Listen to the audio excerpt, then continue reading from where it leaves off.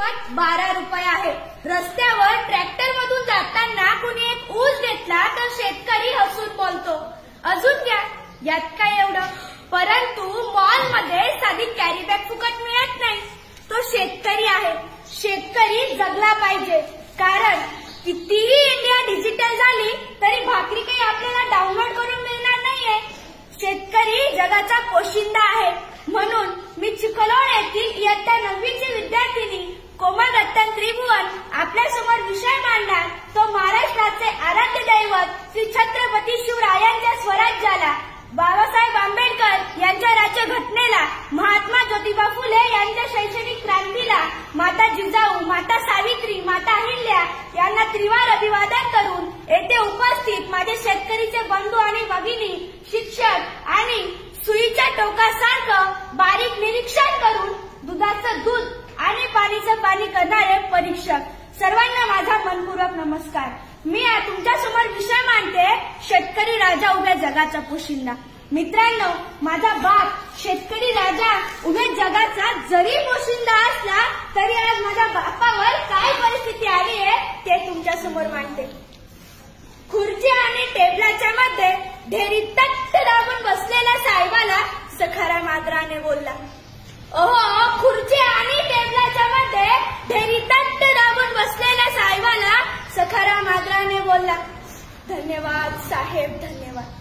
तुम्ही गोष्ट समजून घेतली या दुःखाची आणि फाईल मंजूर केली साहेब पाण्यात वाहून गेलेल्या पिकाची.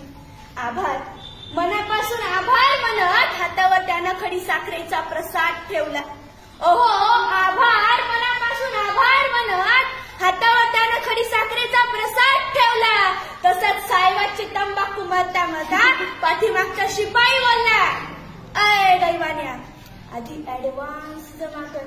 माहित नाही का तुला, साहेब पैशाशिवाय कशालाच तोलत नाही. आणि खडी साखर उचल.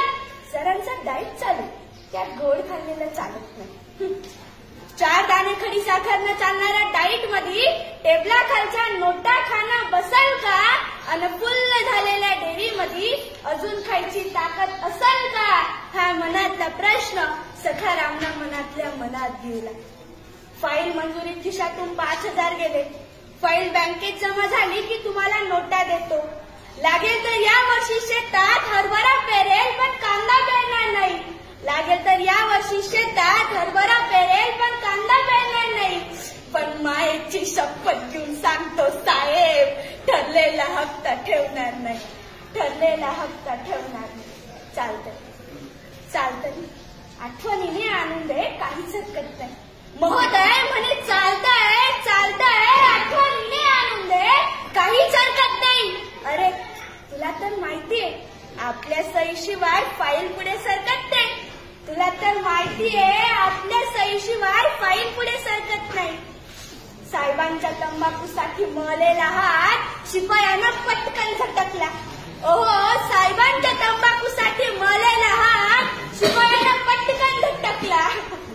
आणि 10,000च्या फाईली पायी 50,000 द्यायला लागून सखाराम झाडाले जाऊन लटकला. अशी अवस्था सर माझ्या शेतकरी बापाची. माझा बाप या जगाचा जरी पोशिंदा असला तरी आज माझ्या कृषीप्रधान देशात माझ्या बापावर ही आत्महत्या घेण्याची वेळ येते. तरी सुद्धा त्याने शेती करणं काही सोडलं नाही. मराठवाड्या विदर्भातील शेतकरी आत्महत्या करत होते.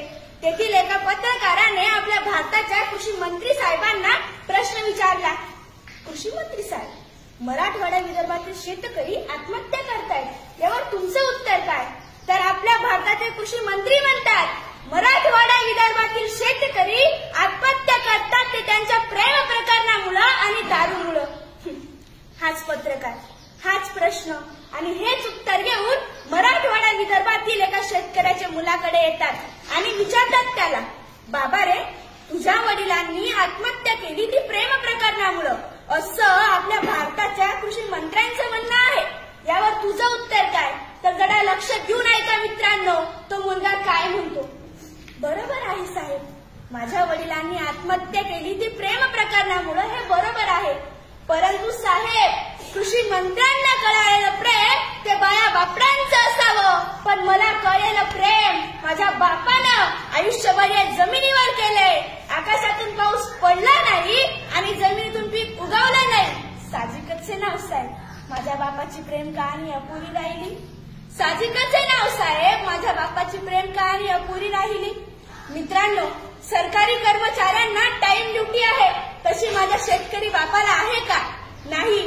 जेव्हा लाईट येईल तेव्हा शेताकडे धावत जावं लागतं, जेव्हा पाऊस येईल तेव्हा पिकाकडे पाहावं लागतं आणि घरचं टेन्शन काही कमी असतं का?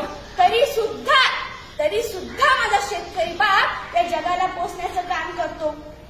मित्रांनो, सचिन तेंडुलकरने 15,000 रन पूर्ण केले म्हणून भारत सरकारने त्याला भारतरत्न दिला. परंतु माझा बाप हा बांधकर तो बाण लाखो रन पूर्ण करतो. त्याला भारतरत्न तर सोडाचं, साधं गुलाबाचं फुल कोणी दिलं नाही. मग मला इथेच हा प्रश्न पडतो की माझा भारत देश हा कृषी प्रधान देश आहे की क्रिकेट प्रधान? मित्रांनो, शिवरायांच्या, शाहू महाराजांच्या काळात शेतकऱ्याला प्रथम क्रमांक दिला जात होता. शेतकऱ्याच्या मिरचीच्या देठालाही हात लागता कामा नये अशी शिव आज्ञा होती. परंतु आज चित्र बदललंय. आज माझ्या शेतकरी बापाला कुणी विचारत सुद्धा नाही. सर, कांदा लावणीपासून, कांदा निघणीपासून, कांदा खांडून, ट्रॅक्टर भरून, मार्केटला जाऊन भाव व वजन कळेपर्यंत माझ्या बापाच्या मनात एक भीती असते. मी आणि माझ्या परिवारानं केलेल्या कष्टाचं चीज होईल का? मी आणि माझ्या परिवारानं केलेल्या कष्टाचं चीज होईल का? आणि आता तर कांद्यावरच निर्यात बंदी आली सर, कांद्यावरच निर्यात बंदी आली. जाता जाता पुन्हा एकदा हेच सांगते, कितीही इंडिया डिजिटल झाली